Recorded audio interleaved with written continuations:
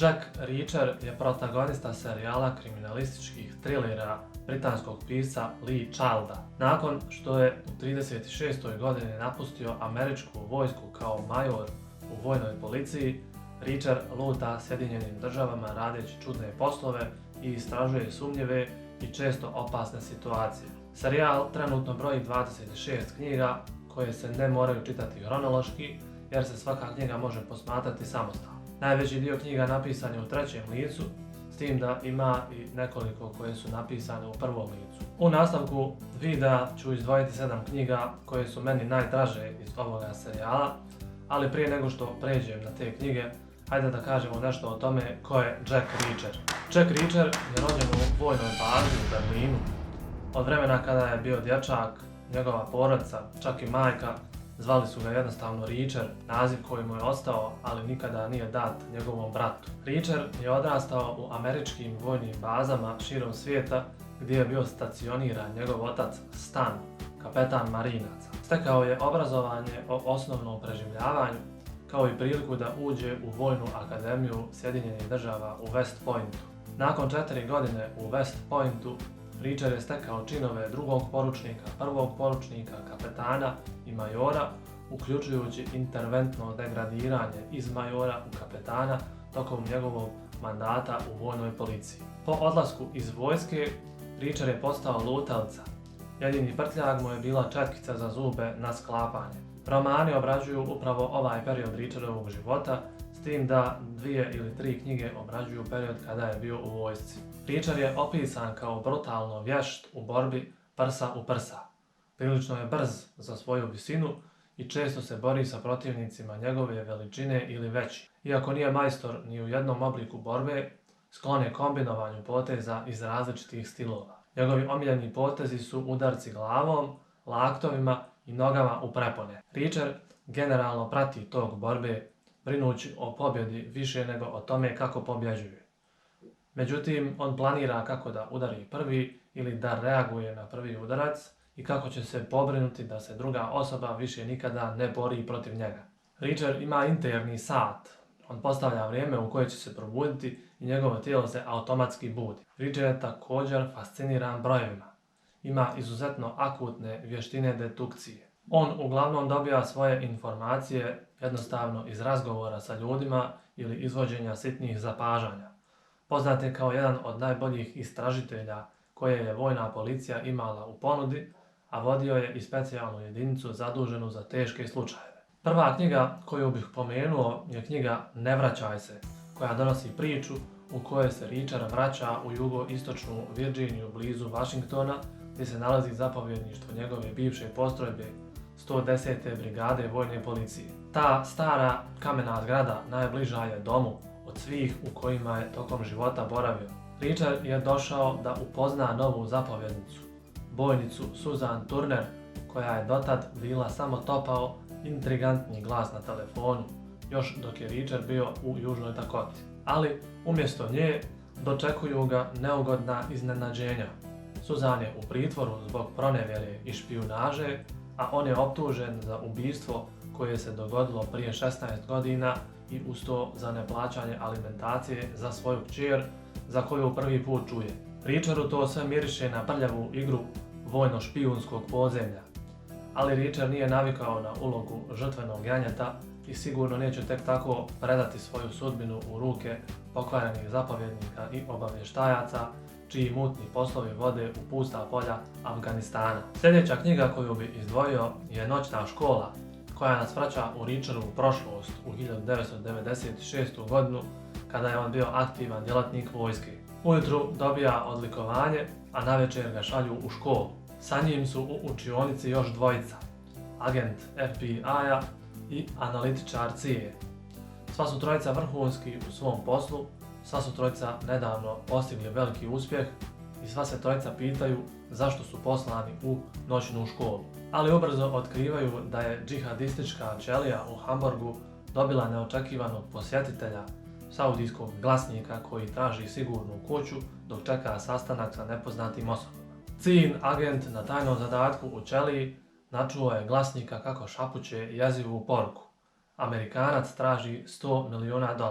ali niko ne zna zašto i od koga. Zbog toga Reacher i njegova dva nova prijatelja dobijaju zadatak pronaći tog Amerikanca. Njihov zadatak postaje sve opasniji, no oni ne odustaju. Ako ne pronađu čovjeka kojeg traže, svijet će pretrpjeti još jedan veliki teroristički napad. Treća knjiga koju bi pomenuo je Ponoćna crta i u njoj se Reacher zatekao u gradiću u američkoj saveznoj državi Wisconsin. U izlogu jedne zalagaonice ugleda ženski prsten sa oznakom Vojne akademije West Point 2005. Bila je to vrlo neugodna godina za sticanje diplome. Dogodio se tada Irak i Afganistan. Sa unutrašnje strane prstena ugravirani su inicijali. Reacher se zapita kakva je nesreća natjerala vlasnicu da se odrekne takve uspomene. I to je dovoljan razlog za akciju.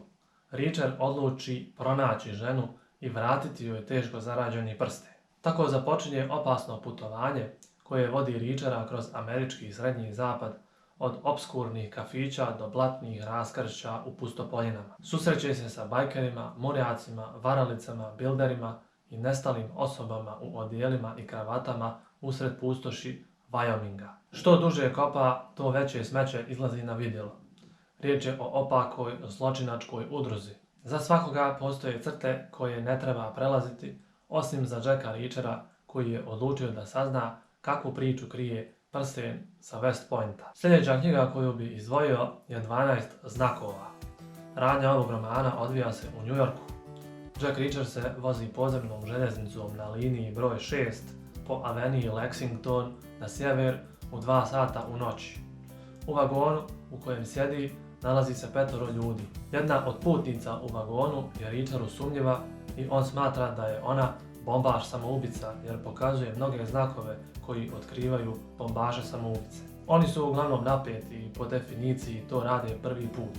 S obzirom da je to Reacher primijetio, on će se sigurno i umiješati i pokušati otkriti o čemu se radi. Ta putnica se zove Susan Mark i ima veliku tajnu, a njen život su pomno posmatrali u Washingtonu, Kaliforniji i Afganistanu ljudi kojima je jedno zajedničko. Svi lažu Reachera. Malo, mnogo, taman dovoljno da zbog toga nastrada.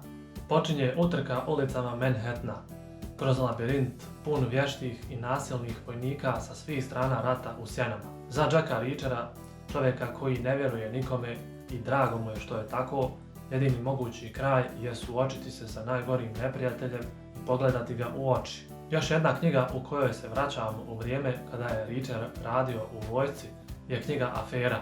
Priča u njoj počinje 11. marta 1997. godine tako što Reacher ulazi u zgradu Pentagona gdje ima zakazan sastanak sa pukovnikom i časnikom za vezu sa senatom, jednim od svojih nadređenih. A onda nas autor retrospektivno vraća 5 dana unazad kako bi nas upoznao sa svim dešavanjima koja su tome prethodila. Jack Reacher, elitni vojni policajac, je poslat u mjesto po imenu Carter Crossing u Mississippiju. Ne tako velik i popularan grad, ali on je u ovom slučaju mjesto zločina. Usamljena željeznička pruga, tajna vojna baza. U tom gradu je jedna lijepa i mlada žena pronađena mrtva, a dokazi ukazuju na jednog od vojnika iz vojne baze. Ali taj vojnik ima moćne prijatelje u Washingtonu. Reacher je u ovom slučaju poslat na tajni zadatak kako bi saznao sve što može, a zatim nestao. Ali kada tamo dođe, on otkriva podatke koje niko nije očekivao, te se istraga otima kontroli.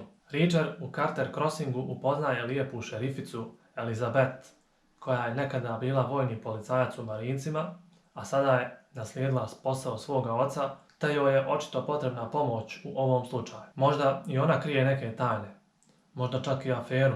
Nikad se ne zna, ali poznavajući Reachera, on će to sve istražiti jer je slučaj prilično zamršen. 6. knjiga koju bi izdvojio je Jedan metak, koja nam donosi sljedeću priču. U malom gradu u američkoj Zabiti, usamljeni strilac iznenada počinje pucati po gomili prolaznika na javnom trgu. Pritom je ispalio 6 metaka i ubio 5 ljudi. Na drugom spratu, u javnoj garaži odakle je pucao, je ostavio veliki broj dokaza, tako da ga je policija brzo pronašla i uhapsila.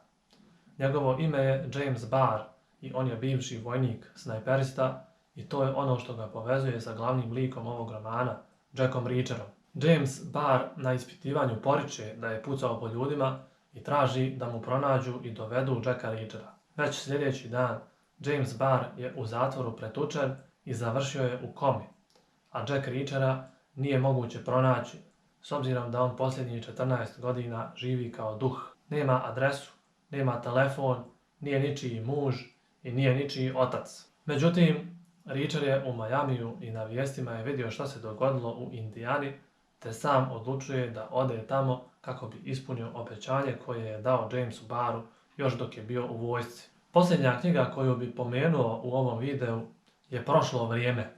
Lutajući Amerikom, Jack Reacher na jednoj seoskoj cesti duboko u šumama Nove Engleske ugleda putokaz do mjesta u kojem nikada nije bio, a radi se o gradiću u kojem je rođen njegov otac. To je sasvim dovoljno da se probudi Reacherova radoznalost.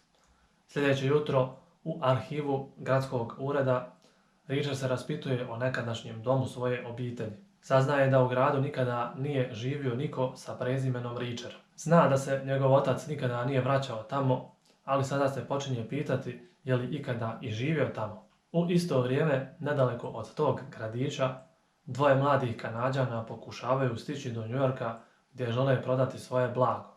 Ali, kada im se dogodi kvar na automobilu, nemaju drugog izbora nego da prespavaju u usamljenom motelu usred ničega. To mjesto djeluje prilično čudno, ali nemaju izbora.